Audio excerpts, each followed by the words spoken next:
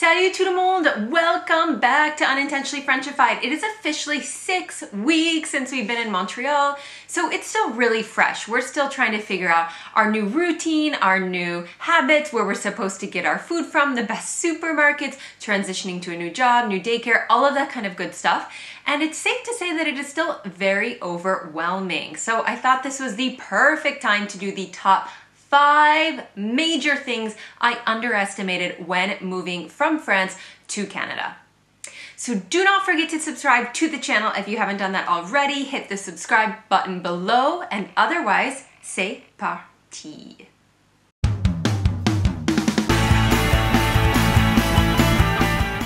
Okay, so you know the phrase, fool me once, shame on you, fool me twice, shame on me. I'm having a bit of this deja vu right now because when I was 21, I moved to Scotland and I kind of had convinced myself it's English. Yes, it'll be like a different accent, maybe different vocabulary, different pronunciation, but like it's gonna be fine. And yes, it was fine. But I worked in a recruitment agency and on the phone, it was very hard. Sometimes depending on where the person was from in Scotland, some people could not understand me and I could not understand them. Like really, it was complicated.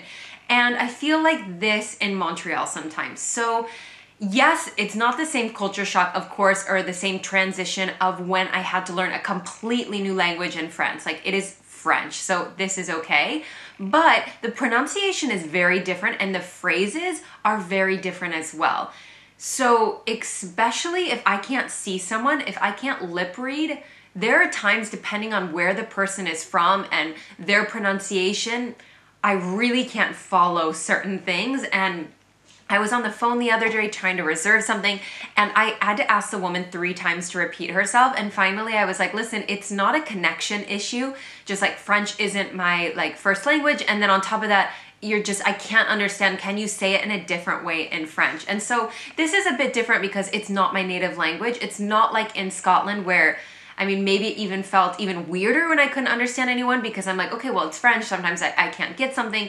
But then on top of that, my ears just aren't used to it. I think I underestimated maybe how long it will take to like upskill myself on the vocabulary, on the phrases, on the different pronunciation, and have just my ears get used to that.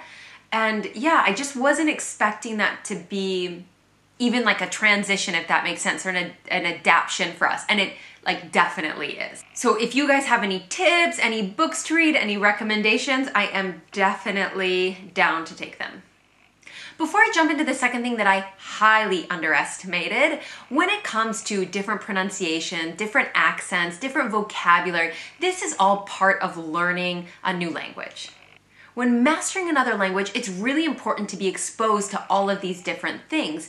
And Lingoda really focuses on this. And not all language schools do, so I really recommend Lingoda for this. Lingoda does face-to-face online language learning from anywhere in the world.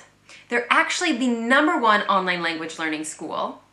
And they have classes 24/7 with an entire curriculum for beginner all the way to advanced. And they have native speaking language teachers that are from all parts of the world. So you can get exposed to different accents, different pronunciation, different types of vocabulary, and not just grammar and sentence structure, for example. Lingoda also has these really great language sprints where you're challenged to either sign up for 15 classes a month for 2 months or 30 classes a month for 2 months. And if you complete your classes, you get either 50% or 100% cash back. So not only is it quite the deal, you will also see significant results in 2 months, so it's really motivating. It's super simple to book a class, as you can see. You don't necessarily have to stay in a certain order, but you can choose the subject or teacher that interests you most. So if you're wanting to gain more language exposure from a certain place, you can see where the teacher is coming from too, and you'll be able to put some extra effort in this area as well. I'm gonna jump back to the video, but if you are really interested in Lingoda, check out the link below. You can find out more information. I also have a discount code that gets you 20 euros off your deposit. So if you're at all thinking this might be for you, I would highly recommend to go check out Lingoda. It's flexible online language learning that is real quality, so it doesn't disappoint. Oh man, so number 2, did I underestimate the intensity and stress and overwhelmingness of moving with my family. And serious props to anybody who has moved their family anywhere, even if it's not international, but you've gone across the country or to a new state or to a new city. I don't care what it is. Bravo. I always went back to how I had felt when I moved to Scotland or how I had felt when I moved to France. But that was when I was on my own and in charge of just my own needs. And of course that comes with its own difficulties, right? But managing what was going on, or what is going on, because it's right now, with my partner and my daughter has been way more intense. Managing, I guess, how my husband is doing, how he's transitioning, how my daughter's doing, how she's transitioning at school, putting together a house, trying to upskill myself at a new job, having my daughter tell me she doesn't have friends. Like, I mean, when the moment she was like, I don't have friends, where are my friends? Like, the parent guilt is real. Like, it is like heart, crunching there. And it's a lot. And I think also because we moved here for my job and it was something we wanted to do as a family, and we made that decision as a family, because it is something that, I absolutely pushed for, you also kind of feel a bit even maybe more guilty or maybe a bit more aware or more concerned because you want this to be like successful for the entire family instead of just successful for yourself. And I think that's probably just like a normal feeling to be having, even if I maybe shouldn't feel that way. It's still probably very normal. It's not just a I moved from France to Canada. It's probably just I moved anywhere type of feeling, and it was a bit more for me. But the thing that I'm always like thinking to myself too is we moved from France to Canada, meaning that the language, even if I just said is complicated, but I mean there's English and there's French, and people are so friendly here, you guys. I mean, just so friendly. So even things, administration tasks, setting things up. I mean, we're transitioning to a new city that could be quote unquote like easy or a smoother transition than a different place. If I could imagine taking my family from the US to France for the first time, I think that transition might even be less smooth because it's not as easy maybe to integrate. But here, we also have all of these things going for us, and we have the convenience of North America. Like, there's a lot of convenience-driven society. Like, this is a convenience-driven society in North America, so I know we have a lot going for us, but it's intense, you guys, intense. Okay, so the next thing that I really underestimated is the weather. Now, I'm not talking about the cold because everybody warns you about the cold when you come. Get ready, get used to the Canadian cold, like it's gonna be freezing, it's nothing like what you're used to, etc. That I was totally expecting. What I was not expecting was the ice.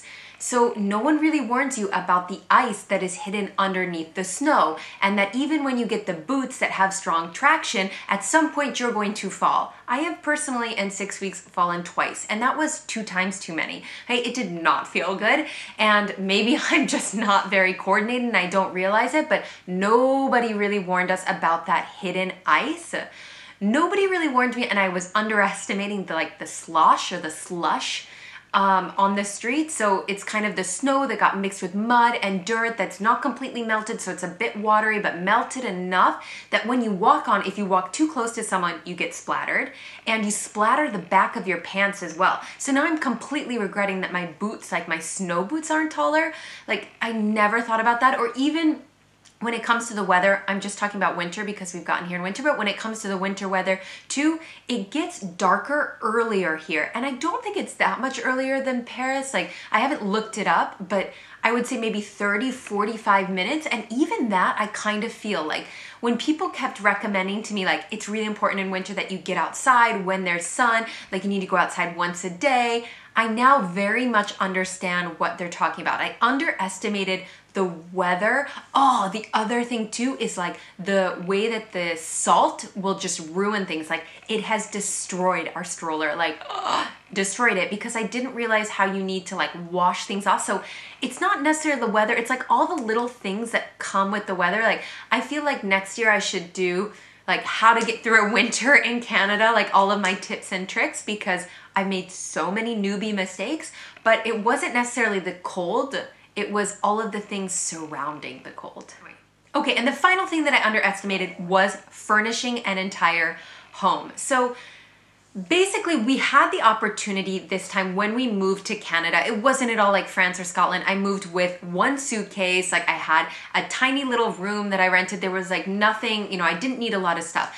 This time I came with my family and we were super excited about the fact that we can have a bit more space in Montreal. So we are renting an apartment that's 3 times bigger than our place in France, which is really exciting. And it's got a little yard and, you know, we're near a big park and we were really excited for this. And we had the opportunity to send some things by boat if we wanted to. And we did send some stuff, but we mainly sent like clothes and toys, or my daughter's toys and her clothes, but we didn't bring like big furniture items and we didn't bring a lot of like big appliances either because the plugs are different and the adapters don't necessarily work long term. So for a lot of reasons, we didn't come with a lot of things. And I kind of thought naively that furnishing a home would be fun. And I've realized that it's not really for me. I've underestimated how much work it is to furnish basically an entire home. And for me, it feels like a big space because, you know, it's say like 1,300 square feet or it's like 130 metered squared. That's huge. We used to live in 40 metered squared for us. Like, I mean, it's huge. But compared, I know, to other people's homes in North America, this might sound really small, but, you know, it's an overwhelming amount of things, I guess, to do. And I underestimate, you know, my husband and I don't naturally like the same things. So you're constantly discussing things. We don't have family here. So we do like furniture shopping with a toddler, bringing her. We don't have a car. So we have to do everything by foot. It's just like very, very intense. And I know we're very privileged to be able to afford to do that, but we also don't have an unlimited budget. So it's not like I can just start like grabbing everything, you know, we have to like really be smart about what we're getting. And also maybe we're not getting everything all at once and we're over a couple of months. So what are like the necessary pieces we need first? What are the stuff to feel comfortable versus like just extra things maybe we don't need because right now that's just like too much. It's a lot, and I don't think personally I will ever say again that refurnishing or decorating an entire home, like I'm not an interior designer for a reason. That is not my job for a reason, and I don't know that I will ever again say that that's a fun experience. I'm sure for some people it is, but for me, no. Okay, so these are the top 5 things I really underestimated in an international move from France to Canada. Tell me in the comments the things that you underestimated, whether it was an international move or not, the things that you overly underestimated when it came to moving. I would love to hear if you are all in the same boat as me. And don't forget about Lingoda. I put the discount code below so you get that 20 euros off the deposit, and also you can find out more information about the sprint. I will see you guys all la semaine prochaine. Bisous!